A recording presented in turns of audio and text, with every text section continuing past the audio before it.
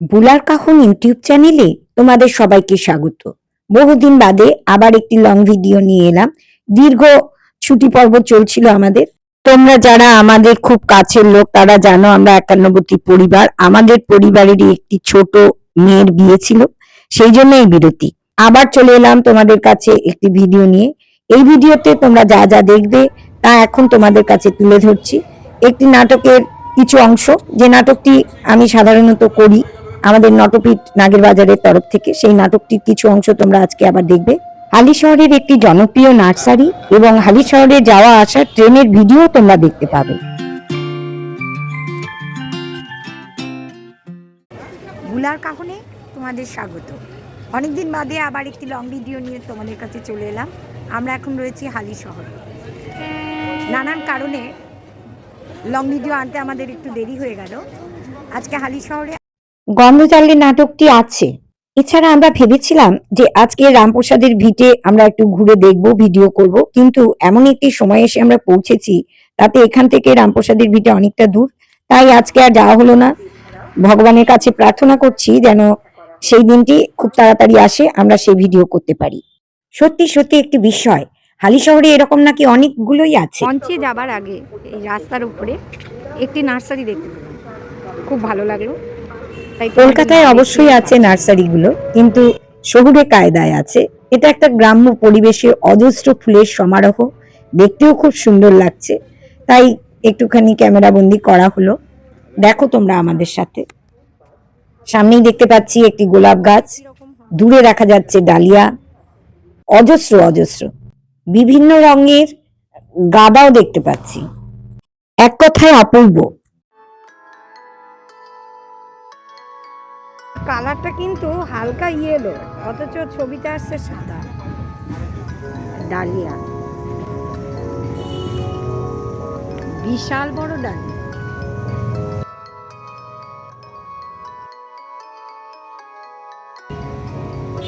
এটা গোলাপ।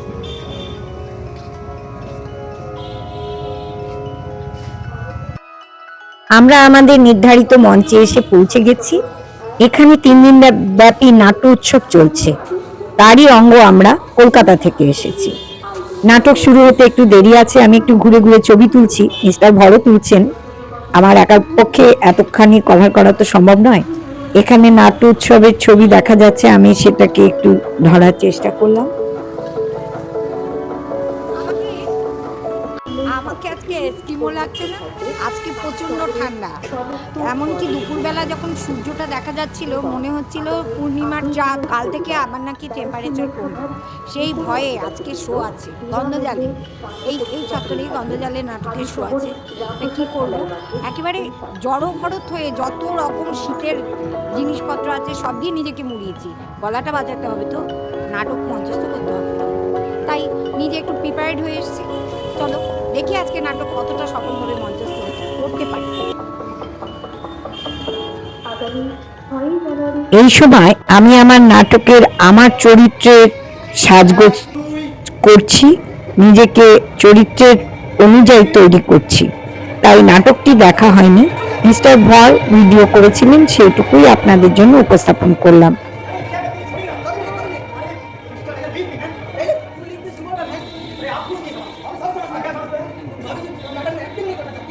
শিলচরের তরফ থেকে অজস্র ধন্যবাদ।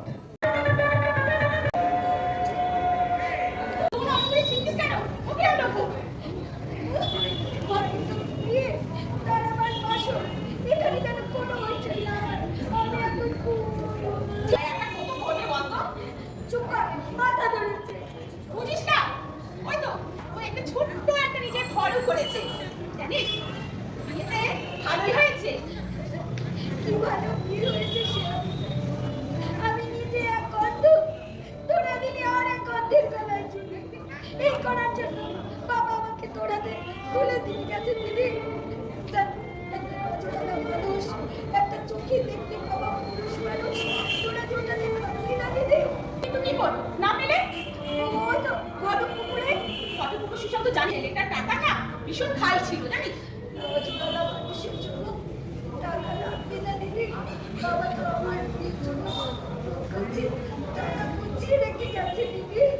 কি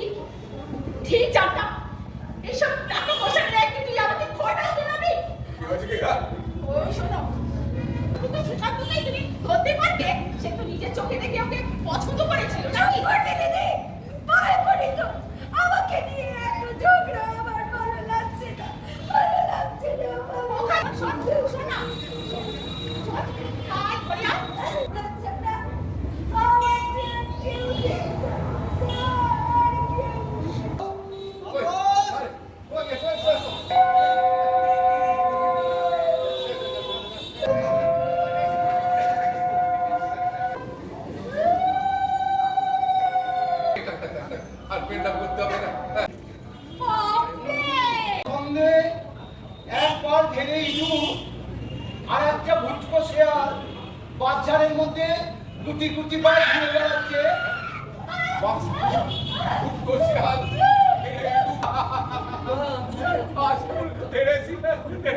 কেমন ছেড়ে চলা নির্ঘণ্ট বাসপুর শিয়াল জুতো দৈব শক্তি দৈব লাখপতি হয়ে যেতে পারি। ডিউটিটা সেরে আসি, কাল সকালে বলবো। হ্যাঁ আসি। আমাদের কিন্তু কাল সকাল 9টায় দেখতে নাকি খুব ভালো। ঘটকপুকুরে সুশান্ত তোমার বিয়ে করতে চেয়েছিল, তাপসদা রাজি হয়নি বলে তুমি খুব কান্নাকাটি করেছো, তাই না?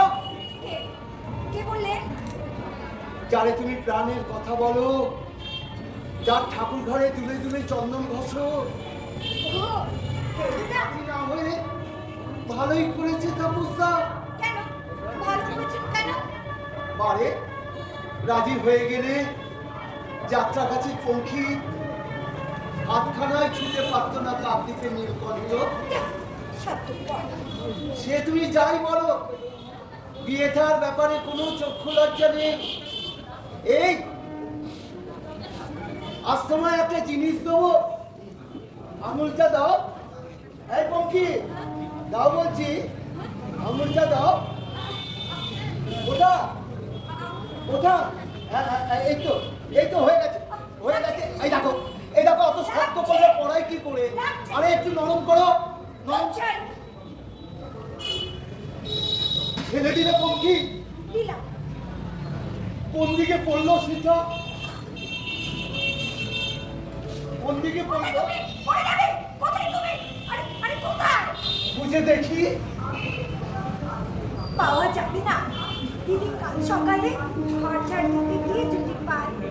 সোনার জিনিস ততক্ষণে হাতছাড়া করে রাখতে আছে বুঝি। তাহলে সারা রাত্রি বোঝাই চলো, খুঁজে আসতে পারলে উস্তাদি বুঝবো। কোথায় খুঁজি বল?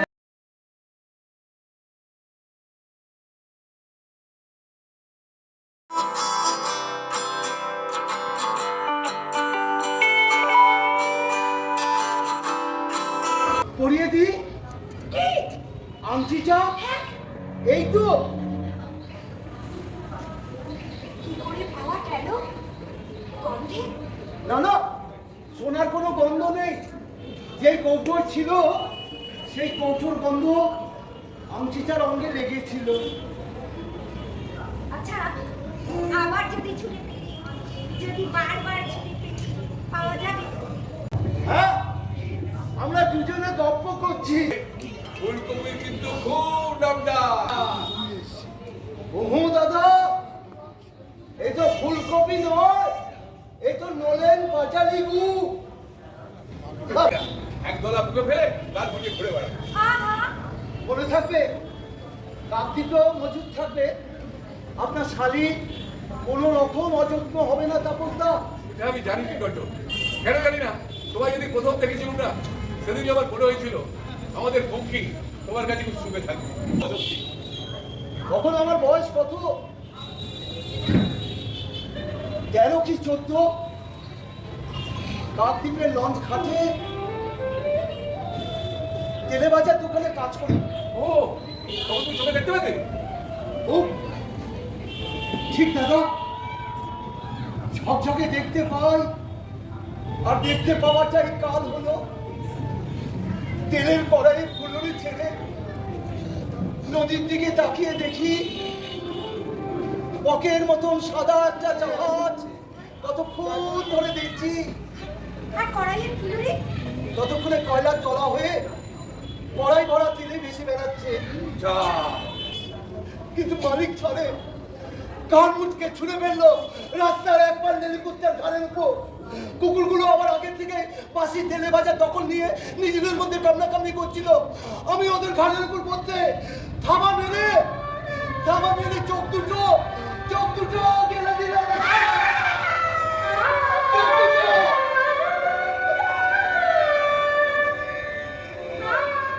ভিক্ষে করে বেড়াই দাদা, চারিদিকে চারিদিকে শুধু অন্ধকার।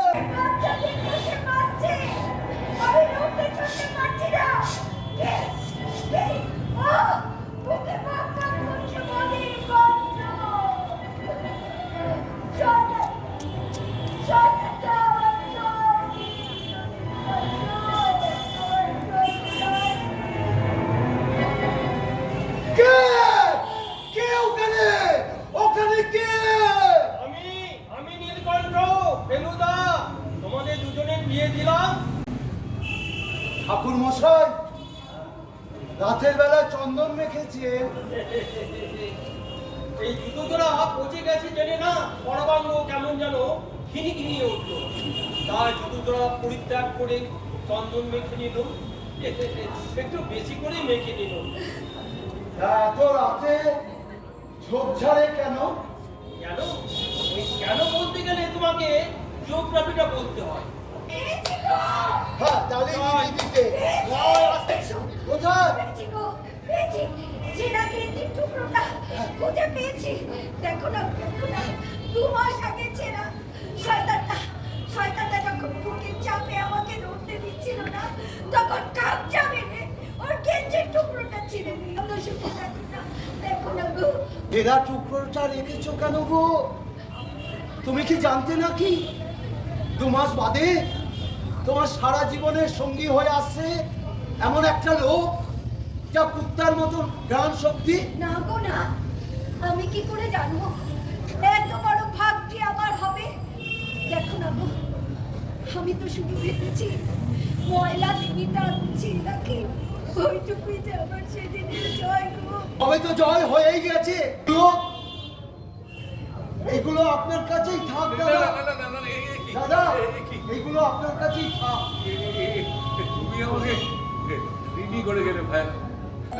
আপনারাও আসবেন, সবাই মিলে কদিন খুব আনন্দের দিন কাটাবো। এই মোড়কটার আপন দাদা, পুরো এটা তো আপনারই জিনিস। ঠিক আছে। দাদা, আমি একা মানুষ, অন্ধকারের মানুষ। সে যে রাস্তার পশুগুলো আমাকে সমাজের বাইরে ঠেলে দিয়েছিল, তারপর আপনারাই আমাকে সমাজে ফিরিয়ে আনবেন।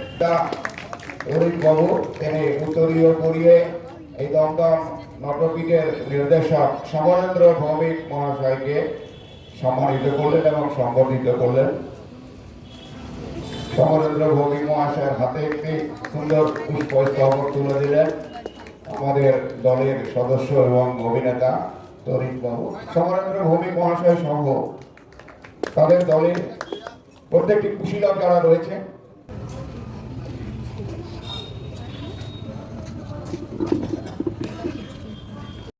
শীতের রাত, আর বেশি রাত করে লাভ নেই, গ্রুপের জন্য আর ওয়েট করলাম না, আমরা রাতে ট্রেনে উঠে পড়লাম যত তাড়াতাড়ি বাড়ি ফেরা যায় সেই জন্য।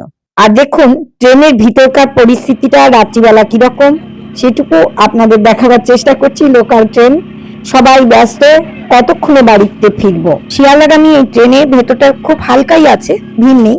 আর ওইদিকে মিস্টার ভর তার নিজের কাজে ব্যস্ত, কাউকে হয়তো ফোন করবেন।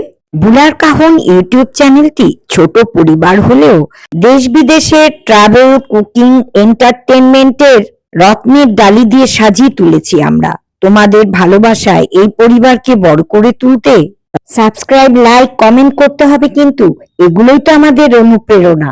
এখানেই শেষ করলাম, পরবর্তী ভিডিও নিয়ে শীঘ্রই আসছি। নমস্কার।